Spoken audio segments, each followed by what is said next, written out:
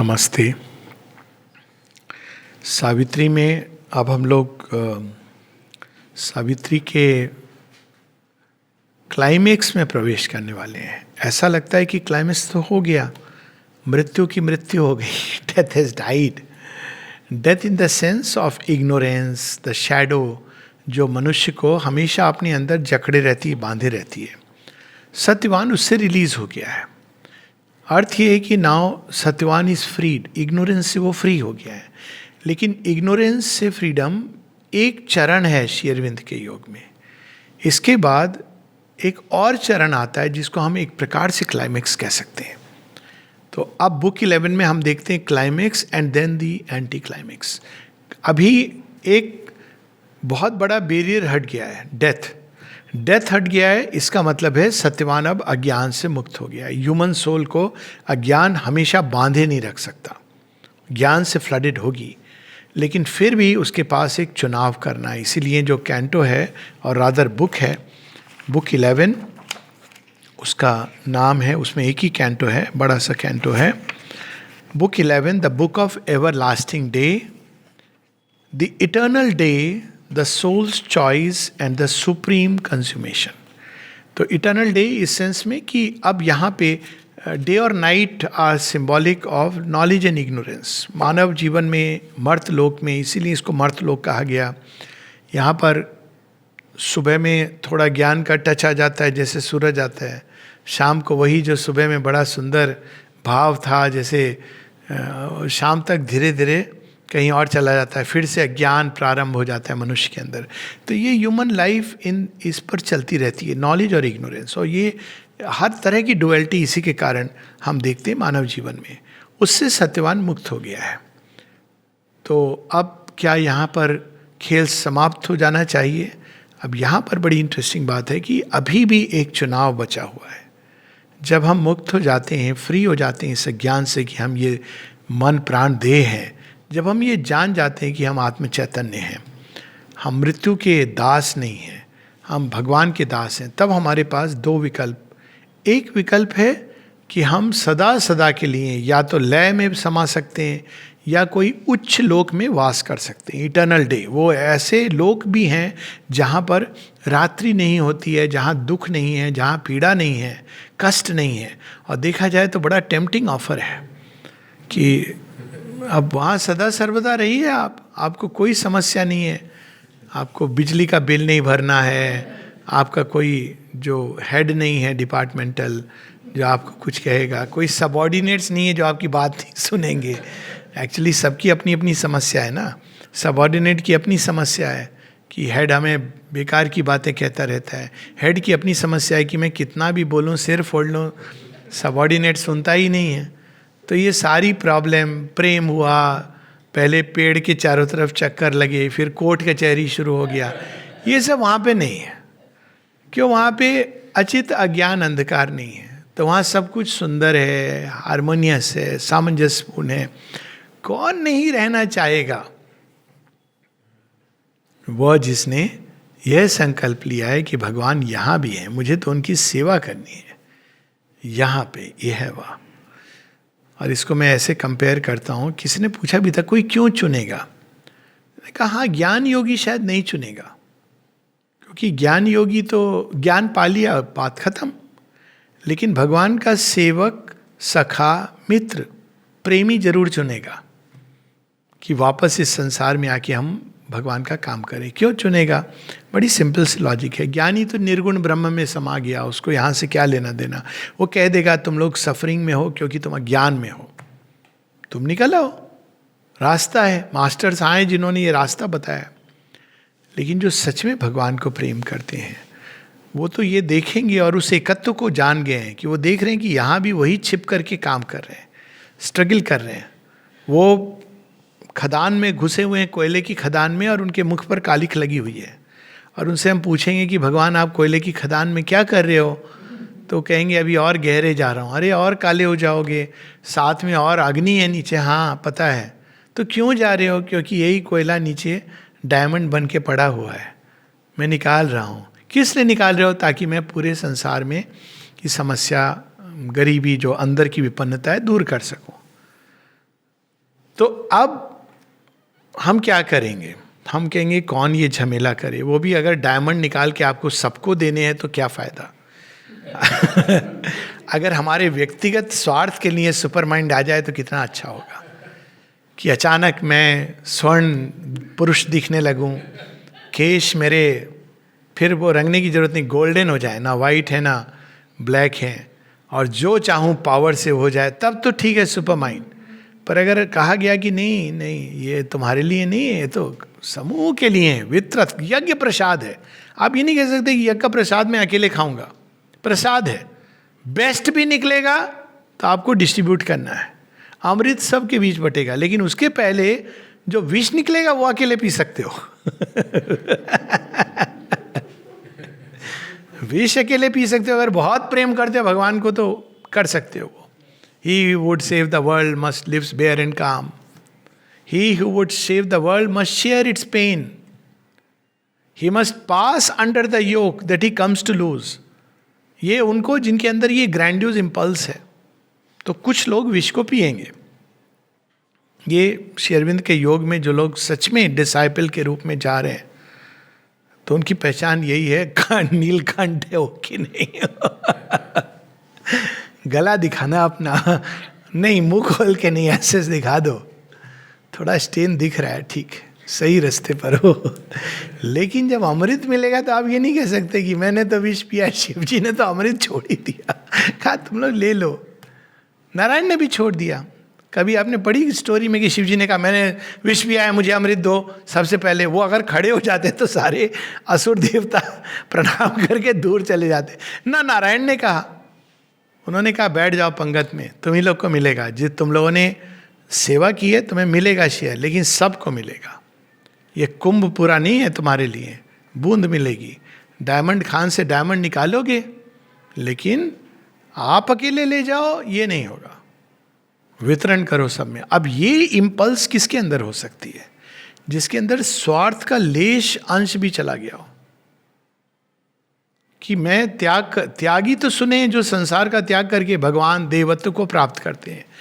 जो देवत्व तक का त्याग करने के लिए सज्ज है भगवान के कार्य के लिए, और कुछ नहीं, भगवान के कार्य के लिए। गॉड्स लेबर में है ना, अपना ही देवत्व लांग कर आज यहाँ मैं आया हूँ, coursing my god had I have come down into this solid earth, इस पाप पंख में कमल के बीज बोने और खिलाने के लिए। तो अब कुछ लोग ये कह सकते हैं ये तो पागलपन है। तो जो पागल हैं, जो समझदार हैं, मैच्योर हैं, दिमाग से बैलेंस्ड हैं, वो चले जाओ स्वर्ग में, वैकुंठ में, जहाँ भी जाना है। और जो थोड़े से भगवान के प्यार में पागल हैं कि आप वहाँ कोयले में काले हो रहे, हम यहाँ बैठ करके अपने मुख पर वो चंदन लेप लगा रहे हैं, नहीं प्रभु हमें भी आना है, मना करेंगे, उनका नेचर ऐसा है। जब लोग कहते हैं ना श्री अरविंद के योग में लोग आते थे, श्री अरविंद मना करते थे, उसको देखिए कैसे लोग समझते हैं, ये अनुकंपा है, कृपा उनकी। लोग कहते हैं देयर वे मेनी रिजेक्शन। अब देखिए रिजेक्शन वर्ड कितना हार्ड लगता है, रिजेक्शन लगता है आपने एप्लीकेशन दिया और मना कर दिया। और कहते हैं लोग कि श्री अरविंद नहीं वो एनकरेज करते थे। अब श्री अरविंद के पत्र को पढ़िए, वो कहते हैं because it's a difficult yoga. वो ये नहीं कह रहे कि तुमसे नहीं होगा तो तुम्हें प्रसाद नहीं मिलेगा, वो कहते हैं मिलेगा सबको, लेकिन भैया तुम क्यों कोयले की खदान में उतरना चाह रहे हो? तो लेकिन अब फिर भी कौन को, people have completely mistake in that कि नहीं श्री अरविंद तो मना कर रहे थे देख करके कि इसको अभी तो कोयला ही कोयला है, अभी तो हीरा की कणी नहीं दिख रही है, पता है। तो प्लीज डोंट एंटर। ऑलरेडी जो 40-50 कूद गए वो कूद तो गए, अब मुझे ही कोस रहे हैं कि आपने मुझे काला क्यों कर दिया। अब मैं नीचे खोद करके हीरा निकालूं या इनकी कालिक को धोऊं? तो उन्होंने माता जी को कहा इनको आप संभालो, ये देखो कूद गए यहाँ पर फिर से। तो आपने प्यार के लेप से वो भी, और साथ में वो असिस्ट भी कर रही है। यही तो हुआ ना actually. Shri Aurobindo kept digging, जिसको हम 5 दिसंबर का इवेंट करते हैं, this is exactly what happened. और माँ हम लोगों को थोड़ा काली किए वो करके, तुम भी तैयार हो ना, अभी जाना है तुमको भी, तो वो तैयार कर रही हैं। शेरविन तो चले गए नीचे कि आप इनको संभालो, ये इम्पॉसिबल क्रीचर्स। तो यहाँ पर souls choice and supreme consummation is about supreme consummation, ये मुक्ति नहीं है। सुप्रीम कंज्यूमेशन है जिस प्रयोजन से ये सृष्टि बनी है, वो है भुक्ति, डिवाइन एंजॉयमेंट। लेकिन शुद्धि और मुक्ति उसका प्रथम चरण है, फिर सिद्धि और भुक्ति इसका दूसरा चरण है। Supreme consummation is fulfilment of God in creation, fulfilment of the creator through creation. सब कुछ आनंद का सचेतन प्रकटन हो, ये है अल्टीमेट नियति, ना कि मुक्ति। तो यहां उसी का भाव है। थोड़ा सा हम लोग पढ़ेंगे, लेकिन उसके पहले हम देखते हैं कि अब मृत्यु लोक के परे चली गई सावित्री, मृत्यु भाग गई, अब वो उसके परे जब चाहती हैं तो उसका वर्णन है कई पेजेस में। इटर्नल डे, वहाँ पे रात्रि नहीं होती, दुख नहीं है, पीड़ा नहीं है, सफरिंग नहीं है। तो ये वर्ल्ड्स ऑफ इटर्नल मैनिफेस्टेशन, जहाँ काल की गति के अनुसार ऐसे चेंज नहीं, वहाँ चेंज जो भी होता है वो एक डिवाइन इंट्यूशन के आधार पर होता है। चेंज नहीं होता है, प्रोग्रेसिव मैनिफेस्टेशन होता है। तो the eternal day, the soul's choice and the supreme consummation. A marvelous sun looked down from ecstasy skies. सत्य और आनंद जुड़े हुए हैं। सत्य बड़ा कठोर होता है, हार्श होता है, ऐसे सत्य के खोज मत करिए। होता है कुछ रिलीजन्स का सत्य बड़ा कठोर, और कुछ ऐसे भी लोग हैं जो कहते हैं सत्य बड़ा कठोर और हार्ड होता है। सत्य का मार्ग कठोर हो सकता है, लेकिन सत्य कठोर नहीं होता है। रसो वैसा आनंद में होता है। सत्य के मार्ग पे चलते हुए व्यक्ति कठोरता का सामना करते करते हो सकता है थोड़ा बहुत उसके अंदर कठोरता आ जाए, लेकिन जिस दिन वो पालेगा उस दिन वो कठोर नहीं रहेगा। किसी को भी आप देख लीजिए, सी एनीबडी हु हैज रियलाइज्ड, सबके अंदर एक ह्यूमर, एक आनंद का भाव। किसी रियलाइज व्यक्ति का आप उठा लीजिए, आप कभी नहीं देखेंगे कि उनकी वाणी गर्जन तर्जन करके हे मूर्ख प्राणी, nobody who has realised. आप बुद्ध को देख लीजिए, श्री रामकृष्ण परमहंस कैसे हंस के बातें करते थे, मतलब his laughter was known. Swami Vivekananda, गुस्सा भी आता था लेकिन फिर अगले क्षण मर्क्यूरियल टेम्परामेंट। फिर वहीं पर आप बुद्ध की तो बात है ही है, लोगों ने उनको बाद में बड़ा सीरियस बनाया, बट लाफिंग बुद्धा का जो है कि he was so full of humour, so full of smile. जिसने भगवान को देख लिया वो क्यों इतना सीरियस घूमता रहेगा? उसके बाद उसको सीरियस होने की ज़रूरत क्या है? सीरियस तो पहले होने की ज़रूरत है जब आपने देखा नहीं और जब देख लिया कि सब कुछ के अंदर वही है, तो it is such a joy. So a marvellous sun look down from ecstasy skies on worlds of deathless bliss, perfections home. पूर्णता का घर है वो। पूर्णता क्या है? जहाँ सभी क्वालिटीज कनकॉर्ड में है, हारमोनियस है। यहाँ पर केवल नाम होता है हारमोनियम, हारमोनी, फिर हारमोनियम बजता है, लेकिन यहाँ हारमोनियम कैसा बजता है? वो 3-4 लोग हैं, सब अपना अपना बजा रहे हैं, उनको बोलो भाई सुर ताल में बजा। हम अपनी रागनी, अपनी अपनी ढपली, अपना अपना राग, हमको आपसे क्या लेना देना है? अरे कुछ तो अच्छा लगे, नॉइज हो रहा है पूरे संसार में, आपके हारमोनियम और मेरे नहीं, आप चेंज करो अपना, आप मेरे हिसाब से बजाओ, हम क्यों आपके हिसाब से बजाएं? लेकिन वहाँ ये नहीं था, क्योंकि वहाँ पे जो मास्टर कंडक्टर है वो ज्ञान नहीं है, ईगो नहीं है, वहाँ डिवाइन है। तो सब जॉयसली उसमें बनाते हैं। On worlds of deathless bliss, perfections home, magical unfoldings of the eternal smile, capturing his secret heart beats of delight. वहाँ आनंद ही आनंद है और भगवान की मुस्कान वो देखने को मिलती है। भगवान की मुस्कान is the, you see this smile. आपने देखा होगा कि स्माइल क्या इंडिकेट करती है? बहुत सारी चीज़ें, लेकिन एक चीज़ इंडिकेट करती है, वो है सर्टिट्यूड। एक सुंदर चीज़ जो होने वाली है लेकिन जो आपको बताई नहीं जा रही है। रहस्यमयी मुस्कान, मोनालिसा, एक ऐसी मुस्कान जो भगवान मुस्कुरा रहे हैं। जैसे हम लोग देखते हैं कृष्ण जी मुस्कुरा रहे हैं, जब उनसे मांगने आते हैं दुर्योधन, उनकी चतुरंगिणी सेना ले जाता है तो मुस्कुराते हैं, कहते देखा बुद्ध बन गया, जैसे छिपा हुआ है कि अब तेरा विनाश तो होने वाला है। दैट रहस्यमयी मुस्कान, तो वहां ये मुस्कान की अनफोल्डिंग, उस मुस्कान में जो छिपा है अब वो प्रकट होगी. बी केयरफुल, उस प्रकटन में महाभारत भी हो सकता है. लेकिन एंड ब्यूटीफुल है. वो मुस्कान ये बता रही है कि everything is good, all is well and all will yet be well.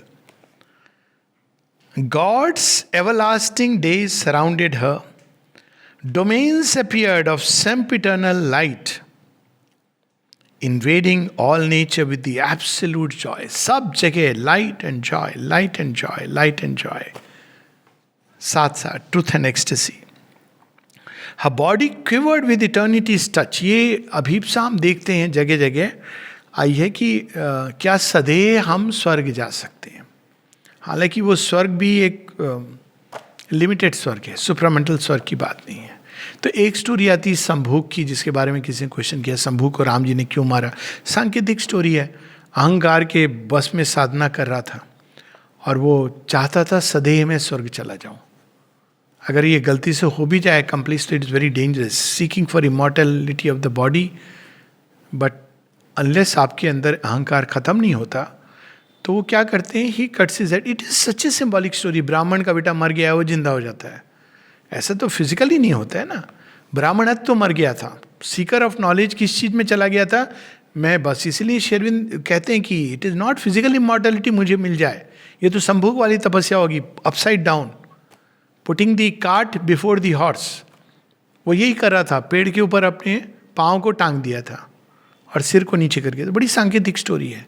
और भी कई जगह फिर त्रिशंकु की आती है कि भाई फिजिकल इमॉर्टैलिटी हो जाए, but you are not ready. यहाँ पर सावित्री उस सुपरामेंटल वर्ल्ड में देह के अंदर अनुभव करती हैं. तो it is not an ordinary just a line which is being mention. व्यक्ति देह के अंदर इस अनुभव को ले नहीं सकता है, उस ताप को. डिजॉल्व हो जाएगा, मेल्ट हो जाएगा. और तब हम देखते हैं कि माँ की जो 62 से खासकर, शुरू तो पहले से हो गया था 57 से, बट 62 से जो फिजिकल सेल्स के ऊपर जो तपस्या है अभूतपूर्व. हर body quivered with eternity's touch. Body की बात हो रही है यहाँ.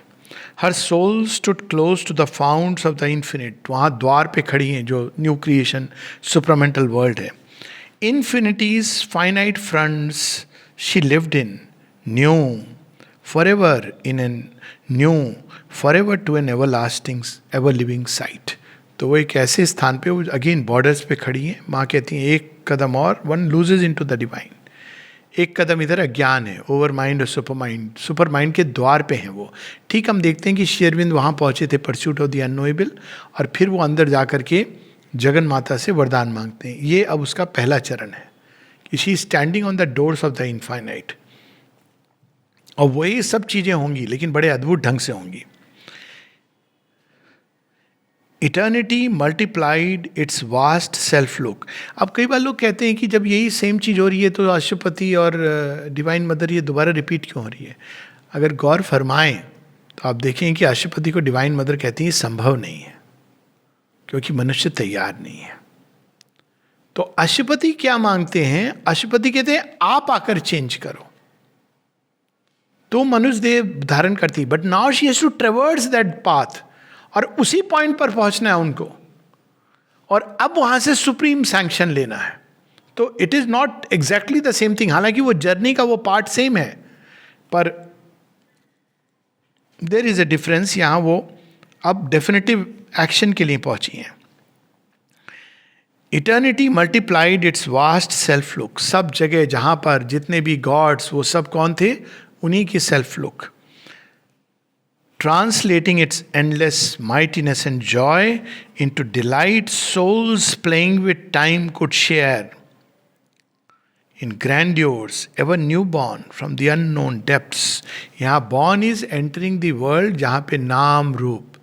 तो वो पहले जो नाम रूप प्रकट होते हैं, ये पूछा जाता है, कई बार लोग बोलते हैं भगवान को ये सब इतना ऐसी ज़रूरत क्या थी, अच्छे खासे अपने अंदर से निकाल देते ना सब कुछ. तो वही निकाले थे वो देवता, लेकिन वो नाम रूप नहीं है ना उनका. तो बस वो हैं भी और नहीं भी हैं, वो निकलते हैं और वापस चले जाते हैं. तो नाम रूप किस लिए, मल्टीप्लिसिटी तभी बन सकती है जब नाम रूप आए. अब नाम रूप जब बनाने की प्रोसेस शुरू हुई, तो जैसे ही आप एक स्टार्ट करोगे तो वो फिर अल्टीमेटली निश्चेतना तक, तो क्योंकि वो स्टेबल नहीं है। अगर हम देखें तो स्पेस के स्पंदन से क्या होता है कि जैसे ही स्पंदन होता है, तो जैसे आप मान लीजिए एक सितार को बजाओ आप, तो अगर उसको आप नोट करो, उसके नोटेशंस को, एक विजुअल इमेज, तो आप देखें कि ऐसे वेव उठती है फिर चली आती है, वेव्स उठती है। तो पहले जो नाम रूप थे इसी प्रकार के थे, तो वहाँ उसका वर्णन है, क्योंकि सुपरामेंटल वर्ल्ड से वो इमर्ज कर रहे हैं, न्यू बॉर्न, और चले जा रहे हैं, they are emerging and going back. तो वो स्टेबल नहीं है। तो स्टेबल बनाने के लिए उनको वायु तत्व आते हैं, वो क्या करते हैं, आपस में उनको क्लैश कराते हैं। तो इधर से सितार, उधर से तबला, अब वो थोड़ा सा तरंग बनी, लेकिन वो भी फिर मेल्ट कर जाती। तो अग्नि आते हैं, वो उनको वेल्डिंग करती है, ओरिजिनल वेल्डिंग। तो पहले थोड़े जो stable, not stable fully, but थोड़े से, आप अग्नि के अंदर देखिए, जब कोई चीज़ को, वायु के अंदर फॉर्म्स बनाना बड़ा मुश्किल है, स्पेस और वायु के संघात से। अग्नि आती है तो कुछ देर के लिए ऐसे फॉर्म, लेकिन वो भी फ्लूइड है, पर फिर भी उसके अंदर एक एबिलिटी है। ये सूक्ष्म तत्व की बात हो रही है, बट फिजिकल वर्ल्ड के उससे हम प्रोसेस समझ सकते हैं। अग्नि आती तो अग्नि में पहली बार दिखता है, अच्छा हाँ फॉर्म्स हैं, पर ऐसे ऐसे अलग अलग फिर वापस आ जाते हैं, तो वो भी नहीं चलेगा, मल्टीप्लिसिटी हुई नहीं। तो जल तत्व आता है, वो बहने लगता है। अब जल के अंदर भी तरंगे होती हैं, धाराएं निकलती हैं, आप फॉर्म्स देख सकते हैं, लेकिन वो भी बहुत फ्लूइड है। अब पृथ्वी कहती है मैं समेट लेती हूँ, सोख लेती हूँ सबको, बनाओ मेरी क्ले से। This is the process. तो वो जो वर्ल्ड है सुप्रामेंटल, उसके अंदर है इस तरह की क्रिएशन, पर वो एक अलग चीज है। वहाँ जो मल्टीप्लिसिटी है वो गॉड की रिकरेंट मल्टीप्लिसिटी है। यहाँ पर इंडिविजुअलिटी के आधार पर यूनिटी, यूनिटी इन डाइवर्सिटी, ये यहाँ पर सृष्टि का क्रिएशन। लेकिन वो प्रारंभिक मोमेंट माँ देख रही हैं, टाइम और टाइमलेसनेस के बॉर्डर पे, टाइम और इटर्निटी के बॉर्डर पे। In grandeurs ever new born from the unknown depths, in passionate heartbeats of an undying love, oh, in powers that leaped immortal from unknown heights, in passionate heartbeats of an undying love, in scenes of a sweetness that can never fade. अब वहाँ वो चली जाती हैं जहाँ suddenly God की एक heart beat, love, उनके हृदय से लव का एक स्पंदन आया और अनुभव हुआ। कॉन्स्टेंटली वो लव का स्पंदन, आनंद का स्पंदन, सौंदर्य का भाव, वो सब वहाँ प्रकट हो रहा है। वो शक्ति आती है और कुछ देर अपनी फिर इन्फिनिटी में चली जाती हैं। Immortal to the rapturous heart and eyes, in serene arches of translucent calm. Arches होती हैं जैसे एक कोई भी कवरिंग जिसके नीचे से हम जाते हैं, तो वहाँ आर्चेस कैसी हैं, अनेकों अनेकों तरह के स्काईज जो हैं, स्पेस अपने आप को कई तरह से प्रकट हो रहा है।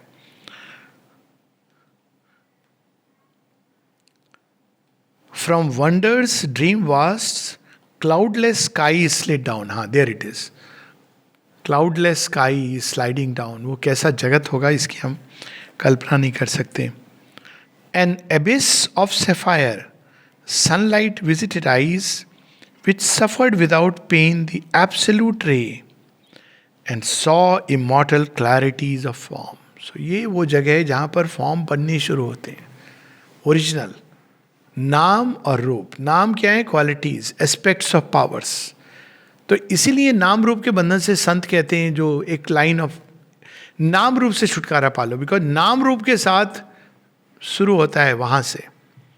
हाँ, अगर आप उच्च जगत में जाएं तो आपका नाम रूप बड़ा फ्लेक्सिबल हो जाएगा, तो आप टिक सकते हैं टिल वो भी अगर विड्रॉ हो जाए तो बात अलग है।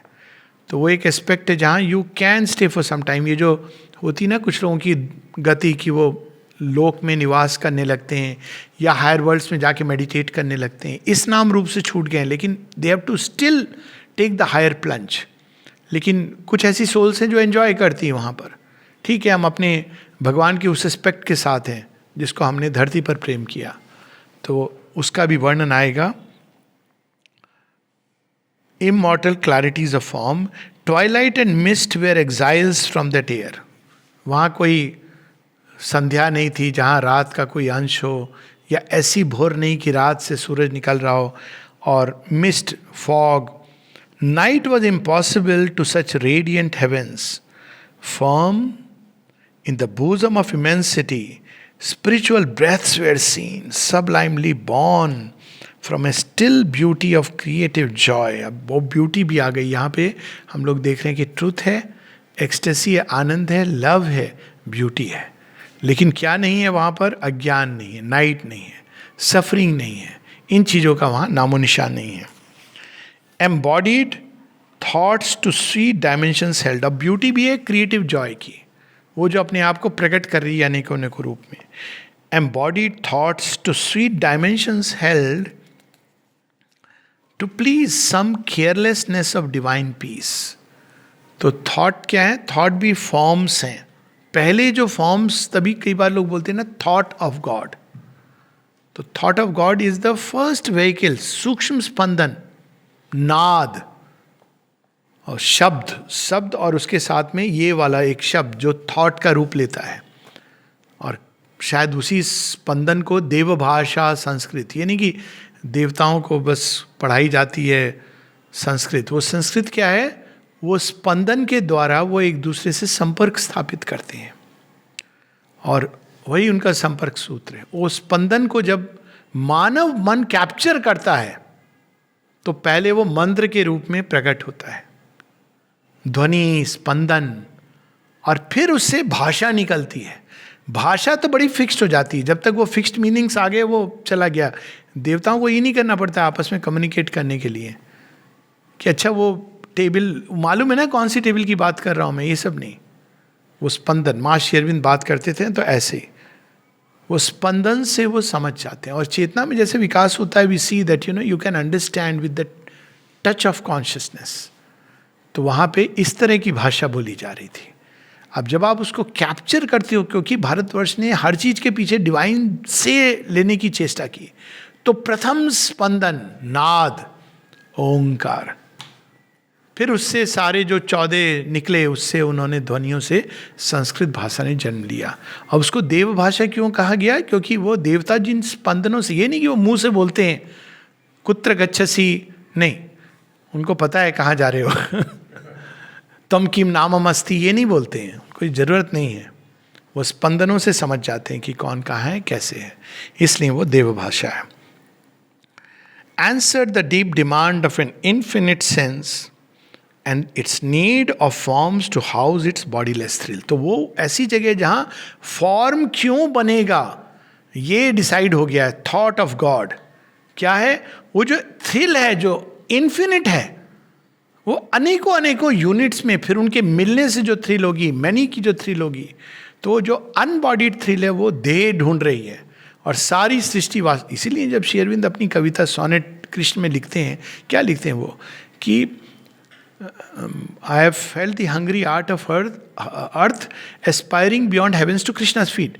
तो अब वहाँ पे वो ये लिखते हैं कि at last I know the meaning of soul's birth into this universe terrible and sweet. Suffering है जगत में, लेकिन ये सफरिंग की प्रोसेस कहाँ ले जा रही है? डिलाइट को एम्बॉडी करने के लिए. और आनंद में कौन है? कृष्ण है. तो इसीलिए इसको उनका खेल कहा गया, लीला. बनाते हैं फॉर्म्स, फिर वो ल्योर करते हैं, थोड़ा सा पकड़ो मुझे. आप कहते पकड़ लिया तो अपना वस्त्र खंड दे के चले जाते हैं, कहते हैं अरे कहाँ चले गए छोड़ करके. फिर वो कहते हैं अब इधर हूँ मैं. तो लीला में की लीला, थ्रू ऑल दिस वो हमें उस दिव्य फॉर्म की ओर. इसीलिए श्री अरविंद, श्री कृष्ण का कार्य दोनों एक ही हैं. उस आनंद को एम्बॉडी कैसे किया जाए, श्री कृष्ण भी यही देने आए थे, लेकिन मनुष्य तैयार नहीं था उस समय. तो वो श्री अरविंद का रूप धर के वो कहते हैं अभी मैं तैयार करूँगा अर्थ को अच्छे से. और फिर Jagan Mata, a march of universal powers in time, the harmonic order of self's vastitudes in cyclic symmetries and metric planes. अब देखिए मंत्र की बात आ गई, metric planes की बात आ रही है, cyclic symmetry. तो वहाँ पे एक हार्मनी है. अब यहाँ जो फोर्थ पावर एस्पेक्ट हम देख रहे हैं, वाइडनेस हो गई, पीस हो गई, जो यहाँ पर हम लोगों ने, और वो वाइडनेस एक रास्ता नहीं है, वो कई है. वो समरस है, लेकिन वो रस अपने आप को अनेकों रूप में प्रकट करने की चेष्टा कर रहा है. So one sees the first hints, sky sliding down, as if space के कई रूप आ रहे हैं, हमें वहाँ भेज दीजिए, हमें वहाँ भेज दीजिए. टाइम स्पेस कंटिन्यूम्स उनके पास आ रहे हैं. भगवान को उन सबको रूप देना है. Can we even imagine that. और फिर cyclic symmetries and metric planes, अब वहाँ हार्मनी प्रकट हो रही है. वो जो प्रथम नाद है जिसके द्वारा फॉर्म्स बनने हैं. Harboured a cosmic raptures revelry, अब वहाँ क्रिएटिव अर्ज बढ़ता जा रहा है. अचानक ये पात्र वो पात्र सब थॉट ऑफ गॉड शुरू हो गया ना मूवमेंट में. तो रिवेलरी, अनेकों अनेकों संभावनाएं जो आ रही हैं प्रकट होने के लिए. An endless figuring of the spirit in things. और ये एक ऐसी स्टेट होती है, जैसे क्रिएटिव स्टेट ऐसी होती है कि शुरू में आपने एक शब्द ले लिया, ओके, आपको उस पर बोलना है, लिखना है. Suddenly your mind is flooded, आपको भी नहीं पता है कि वो कहाँ से आ रहे हैं. एकदम आप आप्लावित हो रहे हो, और वो एक शब्द एक जीवन बन सकता है. सो अब यहाँ पर वो सेंस है कि जब क्रिएशन की पहली स्टेप बता रहे हैं श्री अरविंद, जहाँ सावित्री खड़ी, क्योंकि वहीं से उनको ये डिमांड करना है कि now I want a new creation. तो वहाँ से जो पहला स्टर है निकल रहा है, और अनेकों अनेकों संभावनाएं प्रकट होने लगी हैं. Planned by the artist who has dreamed the worlds of all the beauty and the marvel here, of all time's intricate variety, eternity was the substance and the source. Not from a plastic mist of matter made, they offered the suggestions of their depths and opened the great series of their powers. तो यहाँ पर यह है कि even substance originally, अब जब श्री अरविंद बताते हैं कि ये जो मैटर है, मैटर की एक ओरिजिनल कंडीशन है, वो मैनिफेस्टेशन के लिए ही प्रकट हुई है. उसका पर्पस ही यही है, मैनिफेस्ट करना. तो मैटर कहीं और से नहीं लाए. कहते ना भगवान ने कहीं सब्सटेंस कहाँ से लाए, वो सब्सटेंस अपने ही अंदर से उन्होंने निकाला. अब यहाँ ये सब्सटेंस की, लेकिन वो सब्सटेंस कैसा है, भिन्न है. सुपरमेंटल सब्सटेंस की बात कर रहे हैं, क्योंकि वहीं से फॉर्म्स बनने प्रारंभ हो रहे हैं. तो यहाँ उस सब्सटेंस का हल्का सा वर्णन है. Eternity was the substance and the source. उस सब्सटेंस को टच करने मात्र से आपको इटर्नल, ट्रांजिएंट, टेम्पररी, ये उसके अंदर है ही नहीं संभावना. इसीलिए माँ कहती हैं with the super mind the immunity will be spontaneous. वो डिसइंटीग्रेट, डिजेनरेट हो ही नहीं सकता है. वो सब्सटेंस ही इटर्निटी का टच है. अब उस सब्सटेंस को माँ इसके साथ जोड़ना चाह रही है. दैट इज द अल्टीमेट प्रयास. बट ये सुपरमेंटल वर्ल्ड की बात है. Not from A plastic mist of matter made. अब देखिए बड़ी इंटरेस्टिंग है, श्री अरविंद के एक्सपीरियंस इस तरह से नहीं है, वो अलग ढंग से है. वो पूरी वहाँ की चेतना कैसी है, क्योंकि उनको उस जगत को नीचे उतारना है. वो एक कॉन्शियसनेस के लेवल पे काम हो रहा है. माँ के लेवल पे वो एक माइन्यूट डिटेल्स में जा रहा है. तो she is observing all this. They offered the suggestion of the depths. वो सब्सटेंस की, देखिए मुझसे ये बन सकता है. क्या बन सकता है? इससे बहुत सुंदर वस्त्र भी बन सकता है, लेकिन वायुयान भी बन सकता है. हम just giving a example, not that. तो वो सब्सटेंस अपनी इन्फिनिट डेप्थ पॉसिबिलिटी के साथ प्रकट हो रहे हैं. And open the great series of their powers. Even ये जो मैटर है प्लास्टिक मिस्ट, उसकी लिमिटेशंस हैं, लेकिन वो जो मैटर है उसमें बहुत सारे सजेशंस और पॉसिबिलिटीज हैं. एरिजन, हाँ, and offered the great series of their powers. उनकी अनेकों अनेकों शक्तियाँ जो संभव है मैटर के अंदर छिपी हैं. तभी तो वही अल्टीमेटली ओरिजिनल मैटर ये मैटर बना है. तभी श्री अरविंद कहते हैं almighty powers are shut in nature cells. Original तो वही है, वो ये बना है. और अगर इस मैटर में वो ओरिजिनल मैटर चालू हो जाए, की जो माँ ने दे दी है हम सबको, रादर वही की है, तो जीवन, शरीर, सब कुछ बदल जाएगा, दिव्य बन जाएगा. नमस्ते.